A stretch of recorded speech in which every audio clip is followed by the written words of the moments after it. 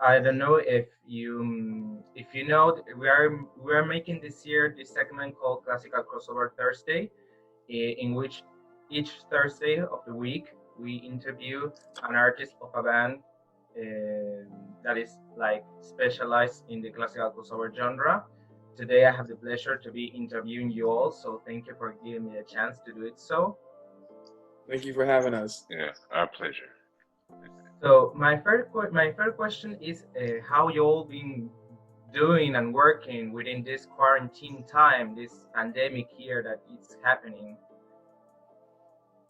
Yeah, so when this all first started, we were on tour and we were in the middle of Texas, and then out of nowhere, about 30 or so concerts were just canceled. Our tour was canceled, and they, have been getting canceled throughout this entire summer. And so once we got home, we started to make adjustments to just how we were going to work together.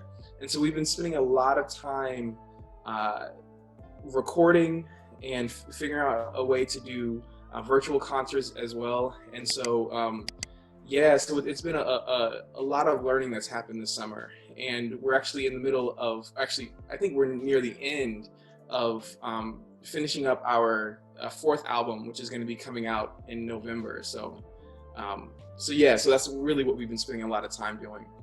You have been working all about with this album in this year during quarantine, or the production started like uh, last year or the year before.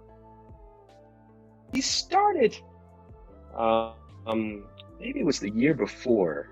There's been bits and pieces, songs here and there that we've been writing throughout, I would say 1-2 year span of time, and maybe even a little more. And so now we're compiling all of those, writing some new ones, finding some cool covers that we think would kind of fit the theme or tell a little bit more of our story, or a story in general that we're kind of in, that resonates with us. Yeah, we're kind of compiling all of that, and it's pretty good. I think we right now have around 16 songs. We'll add a few more, and then we'll all listen through them, see what we feel fits the overall theme and direction of the album, and for the others, we'll move to a use for another album. When we announced the interview in our social media, many people kept asking this question. So I'm going to be asking this right now in order to start with your beginnings as an ensemble, as a band itself. And you all met in college. So from which point you guys went from doing this project of joining together and making this band of music of that has this classical influence style, but also with pop and rhythm and blues, to be applying to America's Got Talent. So, what was the process within it? Was that you wanted to be like a serious project of a band, or you just do this for fun and see where it goes, where it went? To be honest, Luciano, it was 100% on a whim. We had met in graduate school. However, and when we met, we had joked about one day performing together, just maybe one or two songs, or maybe a concert, maybe, but it wasn't anything that we took seriously. And so after we graduated, we went our separate ways. We're doing different things. And then about a year and a half later, I heard about America's Got Talent auditions, and I thought this would be a good opportunity for us just to see what would happen. And so I called the guys. I was like, "Hey, you guys want to audition?" Everybody was like, "Yeah, sure." And so, but we had no expectations. We didn't know what our sound was going to be. All we knew was that it was going to be something unique. And so when we actually got together for our first rehearsal, it felt like it clicked immediately, and we were like, "Oh, this is something different." And so we put together an audition tape, just sent it in, had no expectations on getting a call back. But they called us back 3 weeks later, asked us if we wanted to audition in front of the judges for television. And we were, I mean, really excited, but we still didn't have expectations of becoming a real serious band. And so we got through the audition and just kept going further and further and further into the show. And the next thing you know, we were in the finale. And that's when we started really making decisions about, all right, are we going to give this a shot? It seems like we have something really good here that's unique. That, you know, a lot of people said that they hadn't heard a sound like ours before. And so we made the decision. We're like, yeah, let's just give it a shot and just see what happens. And it changed everything. So the last 6 years have been incredible. It's funny that you mentioned the sound that it's really unique, as you have just said, because you combine this element of the classical, but also including the rhythm and blues that is not very common within the classical crossover genre itself. So it's really what it stands out for the group and for among the many bands that we have interviewed and known over the past few years. Difficult to be like in this project that had this element of classical music, but also the academic side of music, but also at the same time this pop side, this rhythm and blues side, and doing this kind of cover. This question in particular is because there is like an idea that is still nowadays that classical crossover, for example, is like cheapening classical music. Yeah, you know, to be honest, I never thought of it that way of cheapening, you know, classical music. I always thought of it as adding to. And I must say, with the experience I've had with the group, we've never had really many negative words. It's always been a lot of embrace, a lot of inclusion, actually. And I actually had a teacher I was studying with who said, you know, when you're with the sons, you play the harp this way. And when you're in the classical world, you potentially play it this way. But and that was even 6+ years ago. But she said the focus was getting the harp out on the main stage. I mean, we're used to it in the orchestra, maybe at weddings, but to be on the world stage in the 21st century is amazing. And so I've always kind of seen it as inclusion, like adding to, not in a way of minimizing in any way. Let's see. I had a few.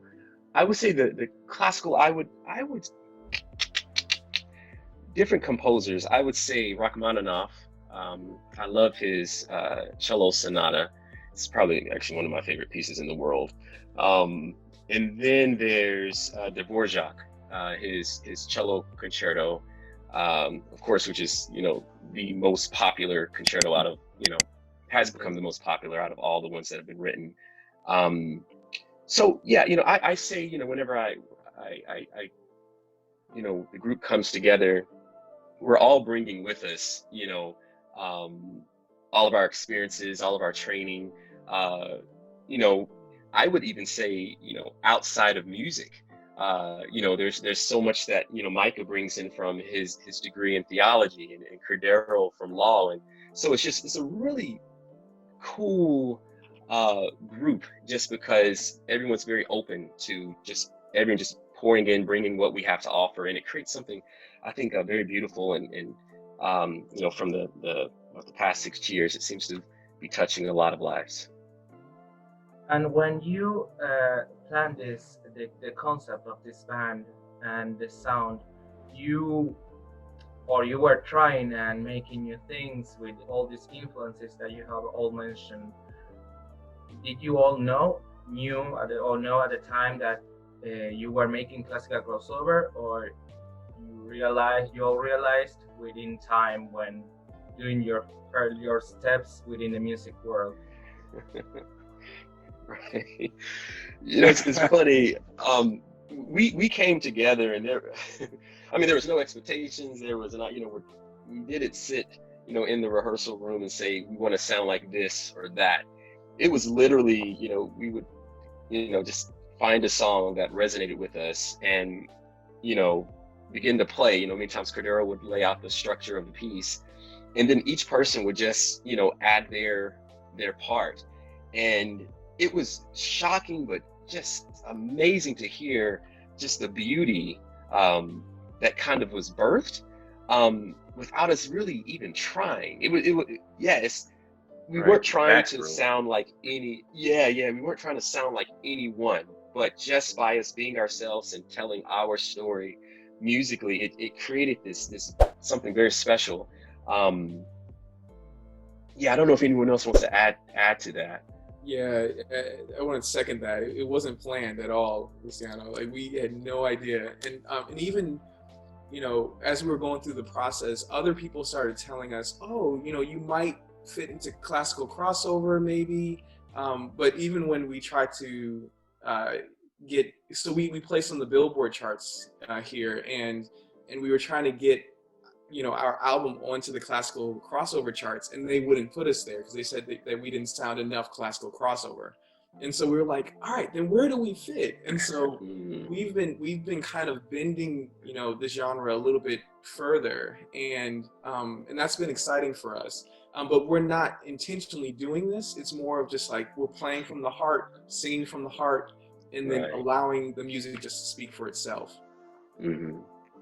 I will ask this question in particular to Cordaro because he hasn't talked in this interview. And would your life have been? I mean, what do you think you would be doing right now if this band hadn't happened? If you didn't go to America's Got Talent, or even if you guys haven't met in college, for example. Right. So I would probably be practicing law right now. I might have even made my way back home to North Carolina, and took the bar there and practiced there so I could be closer to my family. Yeah, that's where I would be probably. What's next? Let's see. For me, I would probably still be doing music in some capacity. Yeah, I think music. When I was very young, I used to, or actually, in a way, it would either be music or engineering, computer engineering. Whenever I was in high school, I was very passionate about engineering, but I would get like these headaches whenever I would look at a screen for too long, and I didn't really feel a peace about it, you know, either. So I ended up, you know, choosing music. I was very passionate about music, and I felt like I really couldn't live without it. But I still find myself being in front of the monitor, pretty much, probably even more than I would have been if I would have done engineering. But I enjoy it so much, so maybe I don't feel the headaches.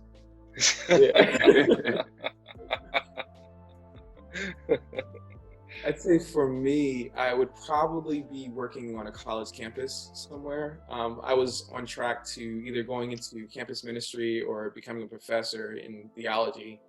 And so I think I'd probably be doing something like that, just working with college students and helping them to grow and learn. So, yeah, and find their deepest calling. There we go. Yeah. Oh, I like that.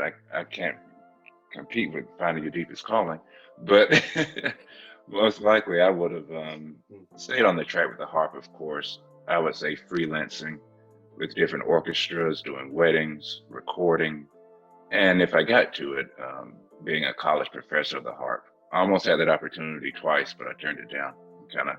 Kind of glad I did. Thank you, Mason. Thank you. And now, do you have like any artist or band in particular that you all would like to collaborate in the future? Maybe an idol?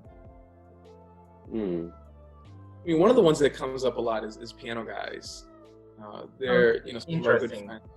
Yeah, and you know, we've talked about it, and hopefully at some point, you know, we'll be able to collaborate with them at some point. So, yeah. I would say being able to collaborate with Yo-Yo Ma would be awesome because, you know, he collaborates with so many different artists from different genres. And it's always really exciting to hear what he comes up with. And so I think if we were able to ever bring him in and be in the same space with him, I think something magical would happen. So, I'm sure. I'm trying to think about who to collaborate with. We shared the stage with them once before, it was a few years ago. We all remember Cynthia Erivo. It would be cool to work with her, possibly, I would think. And who knows, she could help us with movies too. I don't know, but I think Cynthia Erivo would be cool. Yeah, she has a beautiful voice. It really does. Cordari, you wanted to add someone? No, I think the most immediate thought is probably like the piano guys. I think, and we've met them. We kind of we every now and then we have a little conversation, but yeah, I think that it would be a good fit. And finally, if you want to like sum up what your next album would be like in a few words, how would you all describe it? Everyone can answer, or just one. Whoever wants to take the chance. So I would say that our fourth album is our most creative album because it's going to have a number of originals that we have composed and songs that we've written that are going to be on there. It's going to be at least half originals. So that's something that we're really excited about. So I would say it's going to be very, very creative. And was it, now that you mentioned that our original compositions, was it hard to like actually compose music? So when you're talking about when we started branching out into compositions. Yeah, I mean, it was kind of a natural evolution for the group because members of the group have composed in the past before we became a group, and so when we got on America's Got Talent, we got known for the covers and for our unique arrangements of popular music. But over time, we started feeling the itch of, all right, let's start releasing some music that we've written, and let's really dive into more deeply into ourselves and into our own creativity, and just show the world more of who we are and what our potential is. So I think it was just a natural evolution. It wasn't really something that we planned out or anything. It was just like, all right, this feels right. Thank you. Okay, it's been a pleasure. Thank you so much. It's really an honor to be talking to you all.